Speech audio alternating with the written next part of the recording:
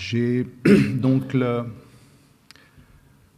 tâche de vous présenter Vasula. Je vais essayer de le faire très rapidement parce que c'est important que vous l'écoutiez, elle, mais je vais essayer de vous donner une petite image de sa mission et au fond pourquoi elle a été choisie par le Seigneur. Alors, au préalable, j'aimerais vous demander qui parmi vous ne connaît pas du tout Vasula, n'a jamais lu ou très peu les messages. Qui? Levez la main.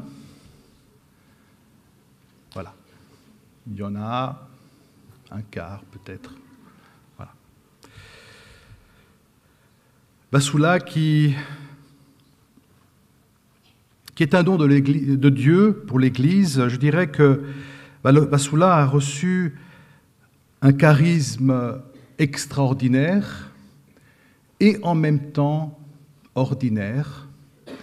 Le charisme qu'elle a reçu, ce n'est pas uniquement pour elle, c'est au bénéfice de l'Église. C'est au bénéfice des chrétiens, c'est au bénéfice du monde entier. Comme dit saint Paul, à chacun la manifestation de l'Esprit est donnée en vue du bien commun. Dieu a choisi Vasula pour nous donner un bien. Un charisme qui naît au Bangladesh, alors que voulant écrire une liste de commissions, voilà que son ange gardien lui prend la main pour écrire une hymne d'amour. Une hymne d'amour qui n'est au fond qu'un rappel, chers amis, de la parole de Dieu. Jésus, vous vous rappelez dans l'évangile de Saint Jean, nous l'avait déjà promis, l'Esprit Saint que le Père enverra en mon nom, lui vous enseignera tout et vous rappellera tout ce que je vous ai dit. Et Vasula est cette voix de Dieu qui nous rappelle l'essentiel de l'Évangile.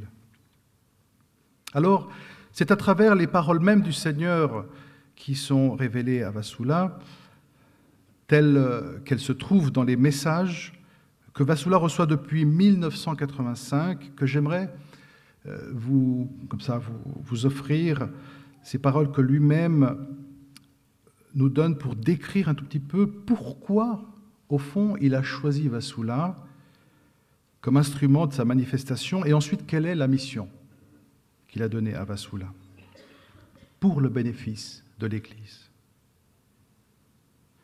Je t'ai choisi moi-même pour que tu deviennes un témoin auprès d'un peuple qui n'est pas le tien et dont beaucoup sont loin de comprendre pourquoi la sagesse a, parmi eux, choisi une étrangère.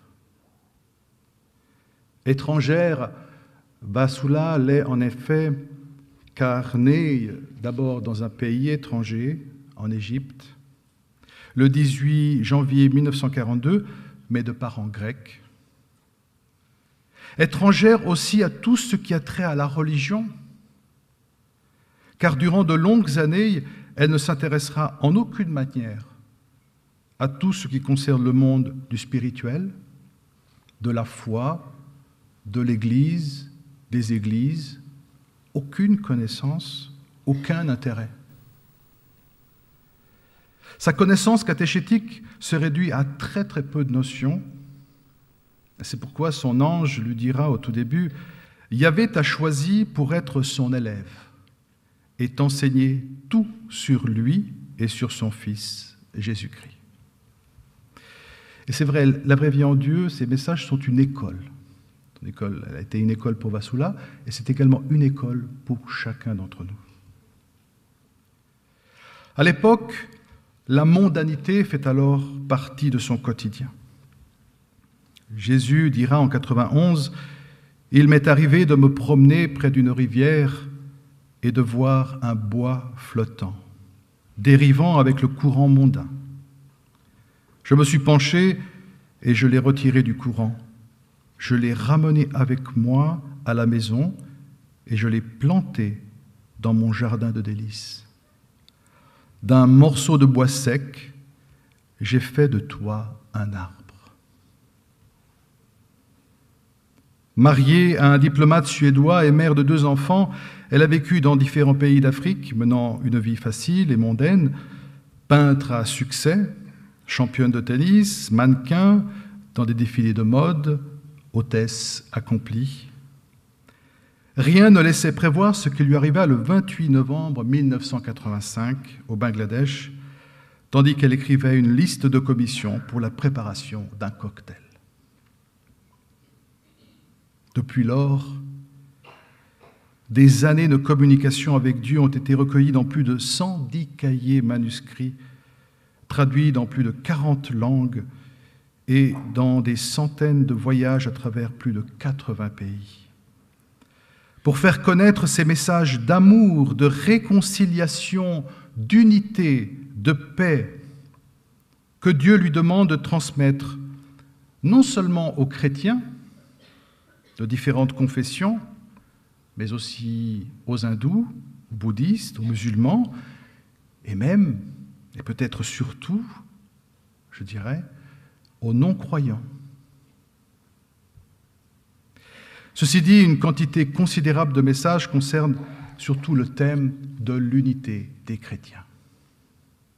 C'est toi, dit Jésus, que j'ai choisi pour être une enseigne de ce à quoi ressemblera l'unité. Jésus promet l'unité, et l'unité viendra. Cela en est en quelque sorte le symbole. Je t'ai choisi pour être la victime de ma passion, l'autel sur lequel je déposerai l'unité. Aussi, que peux-tu demander de plus ? Dire que ses efforts pour transmettre le message qu'elle a reçu l'ait amené à des critiques et à des incompréhensions, parce qu'il y a beaucoup d'incompréhensions, autant de la part de l'Église, de son Église orthodoxe, que de la part de l'Église catholique. Ceci est peu dire. Mais ces écrits ont été examinés avec attention par d'éminents théologiens, des 2 églises d'ailleurs, qui ont été émerveillés par leur profondeur.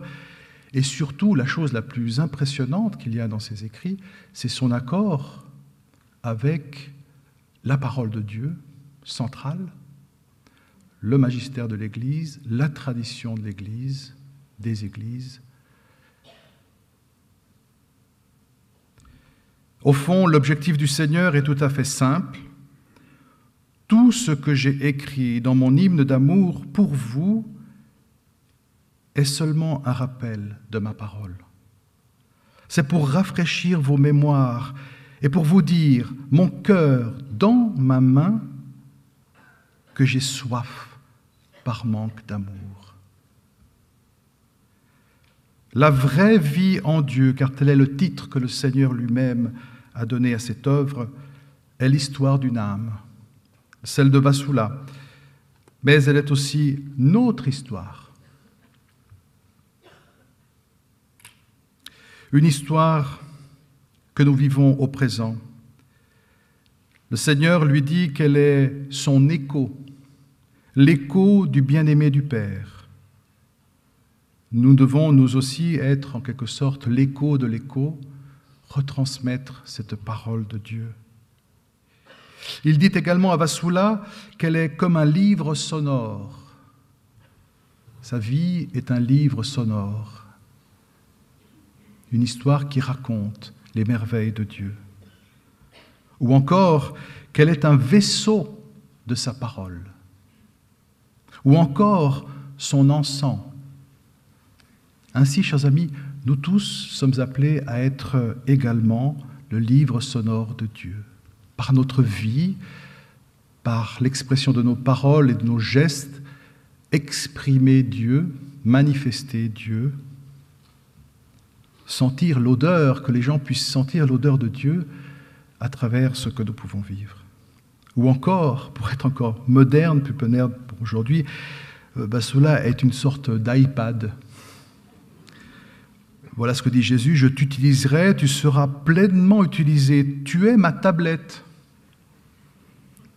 Petite, tu es la tablette à écrire du Père, et sur cette tablette, mon hymne d'amour, celui du Père, est écrit.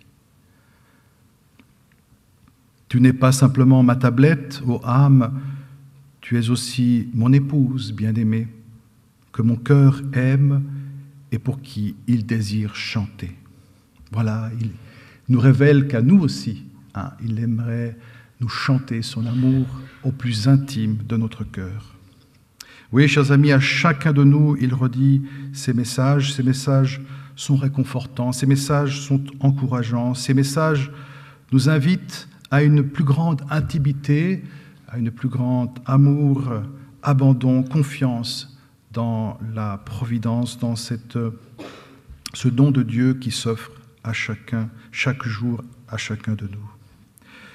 Je termine par ce petit dialogue qu'il y a entre l'ange gardien et Vassula, qui nous décrit à merveille quel objectif s'est fixé le Seigneur en la choisissant.